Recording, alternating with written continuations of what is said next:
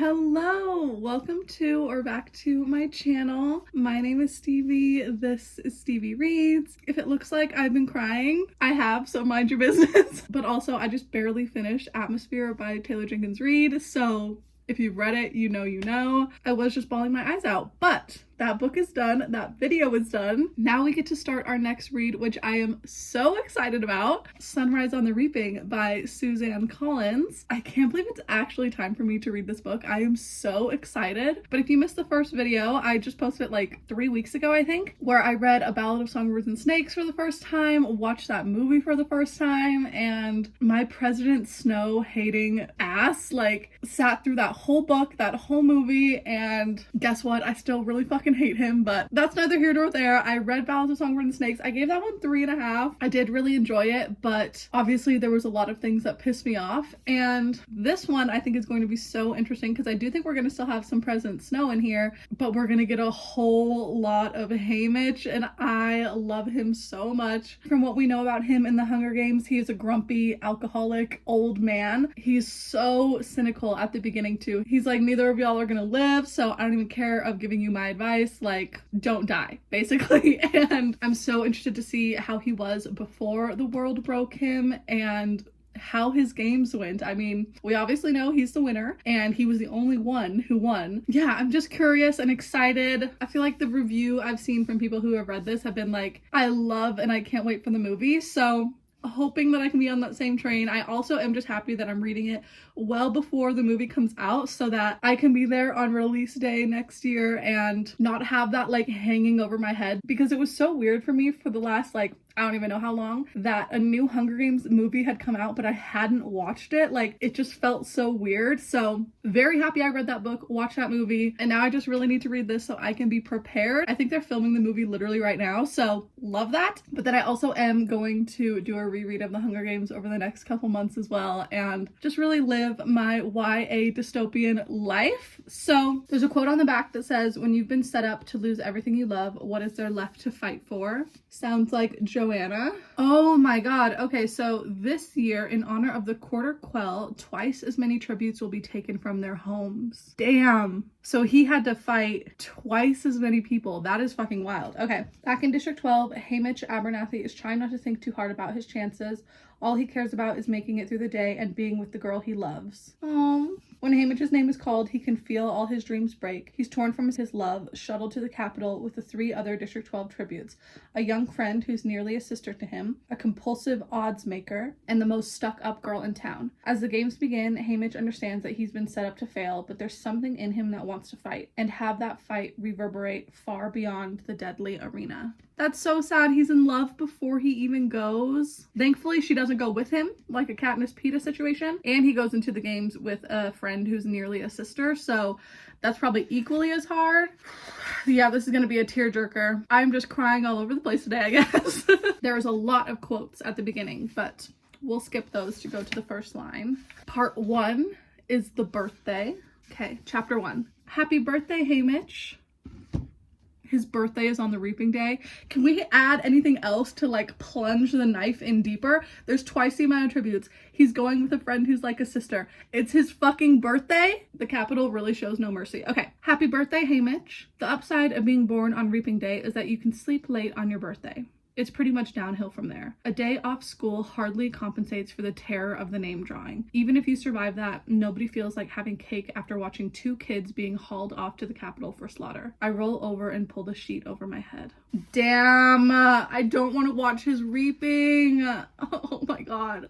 This is gonna be hard. I feel like The Ballad of Songbirds and Snakes was not hard. It was trying to make me care for Coriolanus, and I was like, you're not gonna make me do that. Like, there was a couple of times I slightly felt empathy for him, but I hated him 80% of that fucking book, so it wasn't very hard to read the heartbreaking scenes. But in this one, with how much I love Haymitch, this is gonna be heartbreaking through and through. So wow, really love that for me. Okay, but I am going to annotate this and read it physically and do the whole shebang. So I'm going to set up my annotation key this morning, try to read a couple of chapters before I gotta head out to work. But we're reading Sunrise on the Reaping, y'all. I guess I'm ready to watch Haymitch's friends all die and see him be scarred for life. So time to lock in. I Hello! It is a couple of days later and I'm not quite 100 pages in yet, but up to page 90, so I am very close, chapter 7, and I am really liking this book so far. Haymitch hasn't entered the games, but the reaping happened. It was his 16th birthday. We find out that he has a mom. She's a single mom because his dad passed away, and he has a little brother named Sid who is so freaking cute. And he also has a girlfriend. Well, he just keeps calling her his love, but her name is Lenore Dove. When he met her, like, you know, when they were kids, he was like, Dove like the bird, and she was like, no, Dove like the color, because Dove is warm gray with a slight purplish or pinkish tint. So her last name is Dove, but it also kind of means gray, which just really reminds me of Lucy Gray, but also the fact that Lenore is a part of the Covey, which are the people who do music and play the songs and sing and everything, just like Lucy. So when I found all of that out, I was like, okay, this is basically a copy and paste. Lucy Gray is Lenore Dove. So Haymitch and President Snow have similar taste in District 12 women. But then the reaping happens, and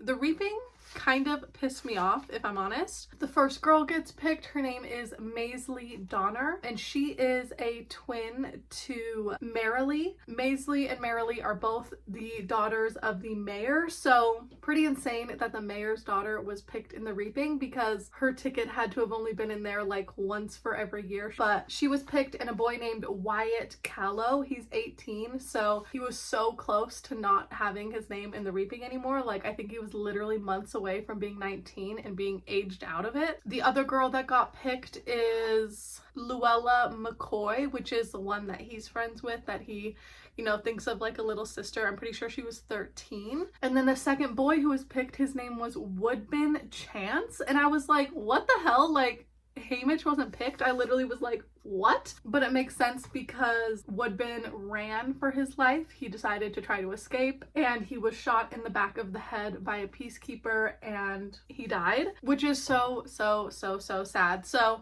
Haymitch's love, Lenore, she runs over and, you know, tries to comfort the mom over Woodbin's body, and like kind of, you know, puts herself in the middle of it. So she's trying to help Woodbin's ma, who's latched onto his hand as a pair of peacekeepers attempt to carry him away. And then peacekeepers try to pull Lenore off, and it just becomes a whole thing, and Haymitch decides to take it upon himself to go over and help the situation, and Ma's going to lay into me for intervening, but I can't grovel on the ground while Lenore Dove's in danger. So he pushes himself, he runs over there, and then one of the peacekeepers is like, well, I think we just found our replacement, and they decide to pick Haymitch because he was trying to help the situation and, you know, wasn't a meek little District 12 boy laying on the ground. He was like fighting the peacekeepers and everything. So that part's pretty crazy that his name wasn't plucked out of all of the boys in the reaping. Like, he thought he was safe. 2 names were pulled, and he like let out a breath of like, oh my god, thank god it's not me. And then a boy runs away, dies, and Haymitch just tries to help, and boom, now he's in the Hunger Games. So that was pretty fucked up. There was a second there where Lenore was almost going to be executed because she was trying to help, but Plutarch Heavensbee stepped in and saved her, which we're getting kind of a young Plutarch Heavensbee right now. He also lets Haymitch say goodbye to his mom and his little brother, which not all of the tributes got to say goodbye. And Haymitch doesn't really know what to think of Plutarch quite yet. He's like, I'm grateful to him for letting me say goodbye, but also like, he's still a capital fucking filmmaker. Like, obviously he's not a very good person, but he's shown a little bit of empathy where nobody from the Capitol really has ever shown any empathy. And then it was really sad. Like, honestly, if I used a heartbreaking tab for every single sad moment, this would all be blue, because the beginning was really sad, because he's just thinking about like the life he's not gonna have with Lenore anymore, and yeah, it's fucked up. Oh yeah, when he's on the train and he's thinking about Plutarch, he's like, I hate him for forcing Ma and Sid to play act for the cameras, but he did let me hug them when Drusilla said I couldn't. And he probably saved Lenore Dove's life by asking to keep her for the tearful goodbye. He's as unpredictable as lightning. Might be worth staying on his good side.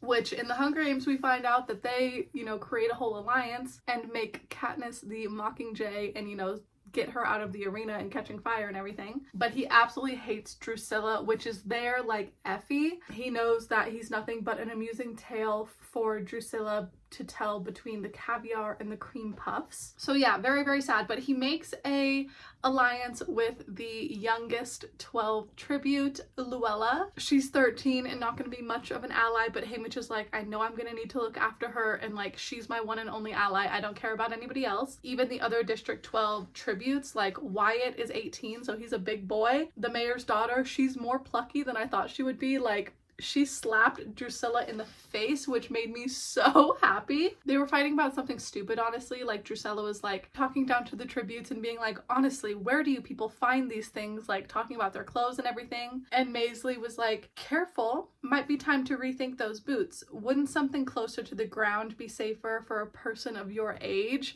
And obviously Drusilla is like a capital person. She's obsessed with her looks and how young she is and all this stuff. It was like Drusilla hauls off and slaps Maisley, who without missing a beat slaps her right back. A real wallop.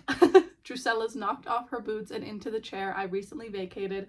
Everyone freezes and I wonder if we're about to be executed on the spot. So I love Maisley for that. She slapped Drusilla in the face and honestly completely changed my opinion on her. I was like, okay, she might be the mayor's daughter and be like really stuck up, but she's not taking any shit from these Capitol people. And then they're doing the thing where they dress up the Capitol kids and parade them in front of President Snow and the whole Capitol in that little parade thing. They were promised that they were going to have a new look, but the designer for 12 doesn't give any fucks and put them in the same stupid coal miner getup that they're always in. But the chariot and the horses are like not the best quality. Obviously District 12 is in the back, but they can see that the districts up front aren't having the best luck with their carriages and stuff either. District 6's carriage crashes and all of the 6 tributes get injured, but also District 12's horses lose it. The whole carriage goes upside down. It's Haymitch is like, I'm just fighting to stay vertical. I'm knocked to my knees. I look down as the spiked wheels of the District 6 chariot close in on ours, and I have my answers. And when the carriage is crashing, he tries to reach for Luella to grab her and save her, but she lands wrong and crashes and immediately dies, which so heartbreaking and sad. Like, that was literally his one and only ally, and she dies before they even make it to the games. The whole scene was really, really sad, the way he mourns her. Maisley comes over and takes off one of her necklaces and puts it on Luella, and Haymitch is like, thanks, she likes flowers. I can't speak of her in the past, not while she's warm and close. And he just really doesn't want the peacekeepers in the Capitol to take Luella's body. He's like, they don't deserve this. They don't deserve her. And he picks her up and makes a run for it. But when he's running, he realizes that he's not going to make it very far. And he makes it to the Capital One carriage where all the Capital One tributes have gotten off. And they're trying to like convince their horses to keep going because none of the horses made it all the way to President Snow's mansion. And obviously Capital One wants to be the only tributes that make it all the way to the end. So they're trying to convince the horses to keep going and everything. And in the split second that the horses decide that they're going to keep going, Haymitch hops on the carriage with Luella's body and they ride all the way up to Snow, where Haymitch like puts her body down in front of President Snow and is like, you did this? He doesn't say that with words, but he like puts her down and like gives President Snow a really angry look. He's like, President Snow, not on the screen but in the flesh, the most powerful and therefore the most brutal person in Pan Am. I dismount the chariot and lay Luella down, taking a step back so Snow can't pretend he doesn't see her broken little bird body. Then I gesture to him and begin to applaud, giving credit where credit is due. That is crazy. Oh, I love this. So Haymitch is pissed at the Capitol, rightly so. And that whole ceremony ends. You know, they go back to their little bunker and they meet their mentor, which at this point, District 12 hasn't had any victors other than Lucy, but she is gone in the wind. Nobody knows where Lucy is. At this point, Haymitch, you know, he's never seen the games from that because they got rid of all the evidence. But even the people who did see it can't really remember Lucy all that well. And she's kind of just a fictional character. Like, nobody really knows who she is. But their mentor ends up being Wyrus, who won the 49th games. So she's still really young in this book as well. And we find out how she won the games, which is pretty cool. Like, she really just hid away and found like this little corner in the arena where the capital couldn't see her, the tributes couldn't see her, and they all fought to the death, and she just like literally hung out until everybody died, and then she was the victor. So they get Wyrus, and then also Mags, who Mags is Finnick's little old lady that we see in Catching Fire, and she is very, very sweet and nice, and I think Haymitch can tell right away that she's not like all the other like capital and mentor people that he's seen and everything. And she's like, "I'm so sorry about Luella, Haymitch. For a moment I teeter between anger and grief, but the dam finally breaks.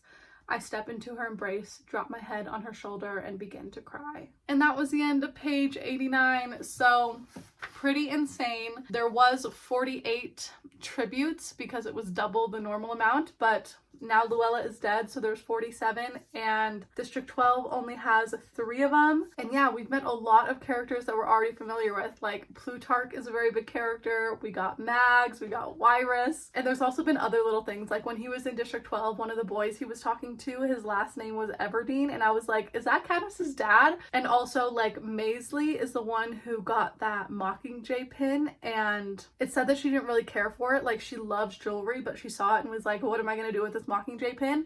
And she just stuffed it in a drawer, which we know that Katniss gets it from the mayor's daughter like 25 years later. But I'm really liking it. I do like all of like the, you know, little hints to the characters we already know, and it has been a very fun read so far. So almost 100 pages in, I'm definitely gonna keep reading today, but I'm excited for them to go into the games because there's 48 tributes. Like, it is, well, 47 now. It's gonna be a fucking bloodbath. So pretty crazy. But yeah, like I said, it is Thursday today, and today and tomorrow just normal work days, but Saturday and Sunday we are driving up to the lake to shut it down for the winter. So we got to do some deep cleaning, cover up all the furniture, turn off the water, do all the stuff. So we're going to be heading out to the lake on Saturday. I will definitely take my book and try to get some reading time in when we're up there as well. But that's probably the next time I'll see you. I will get some B-roll on the journey and maybe do an update there if I've read enough.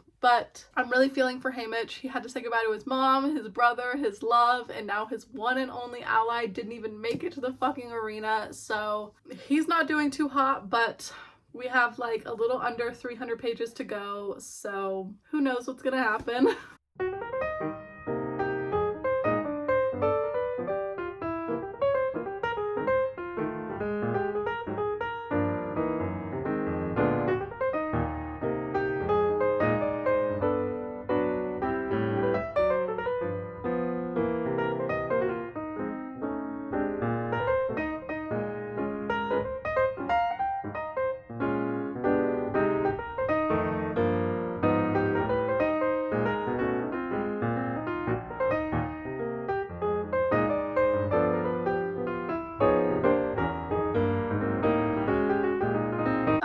Hello, back home. We just barely made it back home. It is Sunday afternoon, like it's like 2:30 right now, so I still have a lot of the day left, but we drove up there yesterday, did a bunch of closing things. Jordan's aunt and cousin were up there, so like we just hung out, had dinner, played cards. It was such a fun rainy lake day. But I also finally read some more of this book. I don't know why during this work week, like Friday, I don't think I read a single page. I got home and watched like 2 movies back to back before going to bed, but I locked in and read so much yesterday. So I'm up to page 218, chapter 16. So it's over halfway because now we have less than 200 pages left, but we're finally in the Hunger Games. It took so long for us to get to the games, but it makes sense because with this year, this quarter quell, there are so many tributes, and something unique to these games are the fact that the tributes talked a lot before the games happened about their alliances, and 80% of the tributes became an alliance called the Newcomers, which is basically all of the tributes other than the career pack, which is like 1, 2, 3, and 5. I think 4 went with the Newcomers, but we have the career pack and then we have literally everybody else. So all the other tributes decided to align, and that means that for every 2 newcomers, there's 1 career, so they double them in numbers, which is awesome. But a lot happened before the games, and I don't even know if I want to get into everything, but one thing thing I'm liking is how many characters we already know. I think I mentioned that Plutarch Heavensby is in this, that he is like District 12's, I want to say, promo shoot guy. Like, he's taking their pictures and doing like the little one-liners for the Capitol promo to watch the game. And then we have Wyrus and Mags, who are the mentors. And then we also have Beatty, which I didn't know if we were going to see Beatty or not. When I saw Wyrus, I was like, where the hell is Beatty? But I didn't know like if they were friends back in the day, and they haven't really talked much in this book. But Beatty's son is in the game. He's one of the District 4 tributes. I can't remember what district they're from, but Beatty did something to piss off the Capitol. As we know he does. We love him for that. But Snow's vengeance is to make his son go into the game. So his son is named Ambert or Ampart or something like that. So that's insane.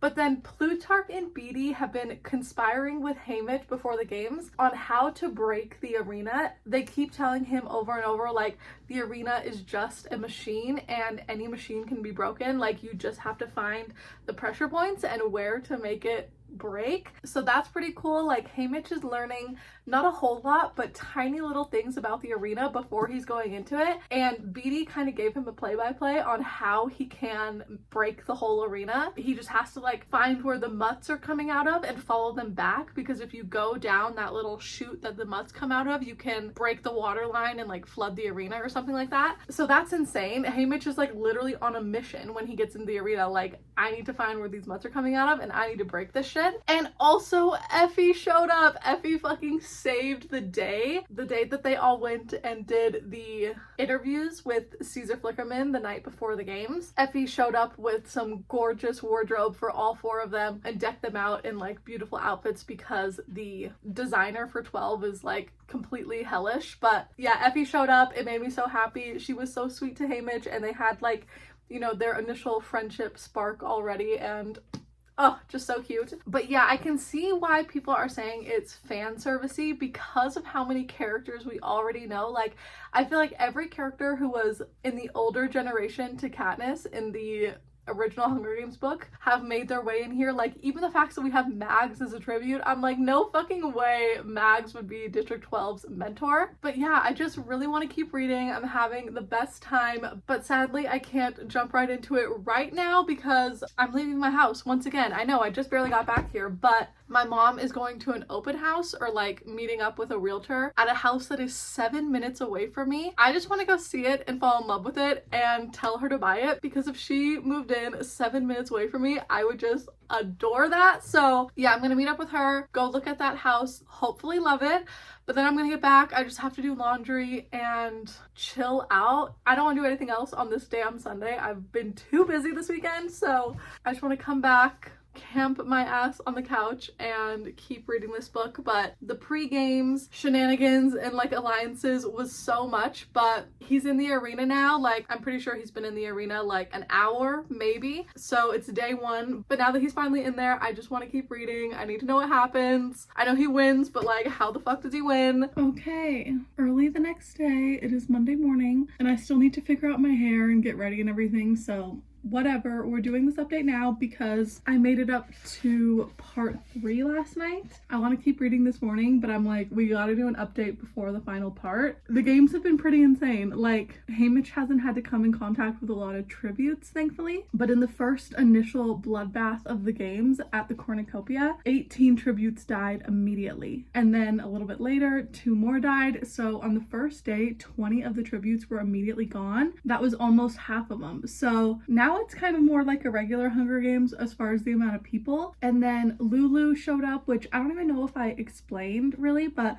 Lulu was a Capitol mutt to replace Luella, the District 12 girl who died in the chariot like ride with the horses. The Capitol just replaced her with a District 11 girl, like messed with her memories, made her think she was Luella, and it was giving PETA in Mockingjay Part 2 when he's just a mutt and doesn't know who he is. So Haymitch had to deal with Luella in the games, which he wasn't really wanting to do, but he was trying to help her the best he could, and she died anyway. And then he was just waiting for Beatty's son Ambert to show up because they had that plan to flood the arena, and Ambert did find Haymitch. He had all the supplies that they needed, and Haymitch had already found like the mutt portal puddle that they came out of. So he went down there, blew up the water tank, flooded the arena. Honestly, shit was crazy. My heart was beating on my chest when he was running back because it was a string of dynamite situation where he lit it and then had 60 seconds to get out of there, and it was so scary. And then there was like these mutts that were attacking him again, and sadly Ampert got eaten alive by like these mutant rodents who literally picked him clean.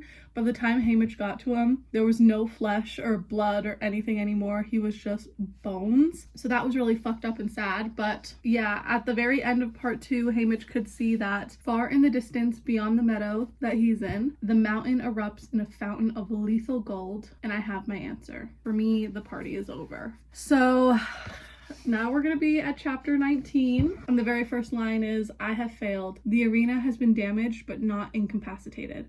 The games continue." Ugh, that sucks. I really wanted him to like flood the arena, everybody else died but him, and then that's how he wins. But there's still more to the games. I really do hope he finds Maisley, but obviously I know that she doesn't win, so I kind of want him to find her, but at the same time I'm like, I don't want to see her die too. So yeah, we still have, I think, probably a third of the book left on page 257, and it's 382, so just a little over 100 pages left. Definitely going to read this morning. It's only like 6 a.m. right now, so I have a lot of time, and I'm fully invested in the story now. Like, he just tried to blow up the arena and failed.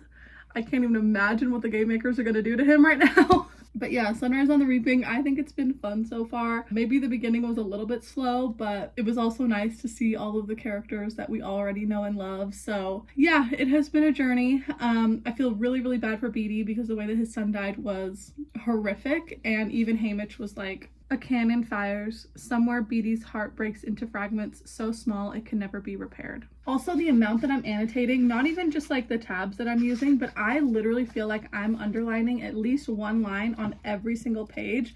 Like the amount that I'm scribbling in the margins and all of this, like I am writing so much in here. I really love annotating. I can't believe that I didn't used to do it, but it's just a way to like leave your mark on a book. So absolutely love it. But yeah, anyway, I want to keep reading, and I guess I'll do my final update when the book's done because only 130 something pages. I just need to finish it now. Hello! Okay, a couple of days later, once again, it is Tuesday morning, and I just had the heartbreaking experience of finishing Sunrise on the Reaping, which you might not be able to tell because I'm so like giddy, but it's because this book was a 5 stars. Like, I really loved being in Haymitch's perspective and getting to see his games, and you know that he turns into a grumpy alcoholic old man, but you're like, how did he get there? Knowing he's a victor, you're like, okay, he probably had a really horrible game experience, came out traumatized, and Snow murdered his whole family because that's kind of Snow's go-to move. That's literally exactly what happened. His games were so intense, and I cannot wait for the movie because I feel like seeing it on the big screen is going to be so sick. But he didn't even do the final killing blow. Like the way that the final duel happens with the girl from District 4, I think, is absolutely incredible. He uses a force field to his benefit just like Katniss did and destroys the whole arena, and like you see Beatty and Plutarch's plan to try to take down the arena. They want to take down the whole capital, but Haymitch does his part in the games. I think Beatty and Plutarch realize that they need an army if they're going to take down Snow, and like we can't just destroy the games, we have to have the reinforcements to come in after the fact. And so Haymitch was kind of like the Mockingjay guinea pig, which just sounds like I said 2 animals, but he had to walk so Katniss could run. Like Plutarch learned that you need more than that for a revolution, and so because he tried to take down the games, he came home to his mom and brother burning alive in his childhood home. So fucking heartbreaking. And then Lenora Dove gets out of jail and promptly eats a poison little candy that she thinks is from Haymitch, but is really from President Snow. Haymitch loses everyone he loves in one fell swoop and just like moves into his house in the Victor Village and becomes an alcoholic. And there was a little epilogue at the end. It was literally 2 pages, but it was just Haymitch talking about Katniss and Peeta, and it's like after the last Hunger Games, you know, just how he is feeling. He's like, I finally stopped another sunrise on the Reaping, and like I can move on now kind of thing. So it ended beautiful in that sense, but the actual end of the book and like the end of Haymitch's story as a young boy is he's depressed as fuck, and then he's depressed as fuck until he finds Katniss and helps take down the whole system. But yeah, no, I just really enjoyed this book for like how entertained I was. I love that we basically already know all the characters other than the other tributes, so it was really easy to keep track of everyone in your head. Like, this book might be fan service if the definition of fan service is like, did this need to exist? Not really, but I don't care because I'm a fucking fan, and Suzanne Collins killed it. This was so like well thought out and so many beautiful quotes. I annotated the shit out of it. I definitely enjoyed it more than Ballad of Songbirds and Snakes. Snow is not a villain that I need his villain origin story. That really just pissed me off more than anything because he could have been a good guy. He had every opportunity, but he still decided to be the worst man ever. But yeah, so this one ended really fucking sad, but God, was it so good. So yeah, anyway, Sunrise on the Reaping, 5 stars. She's gonna be on my favorites list this year, and next month in November we're gonna pick up The Hunger Games. I've been loving doing these rereads and annotating my favorite books, like especially when you already know the story. It's just so like comforting because I can remember when I read that original trilogy in middle school, and like just the feel and the look and the font and everything reminds me of those books. So can't wait to read the original trilogy once again. And if you made it all the way to the end, thank you millions. Love y'all so much. I'll see you in my next video next Wednesday. Bye!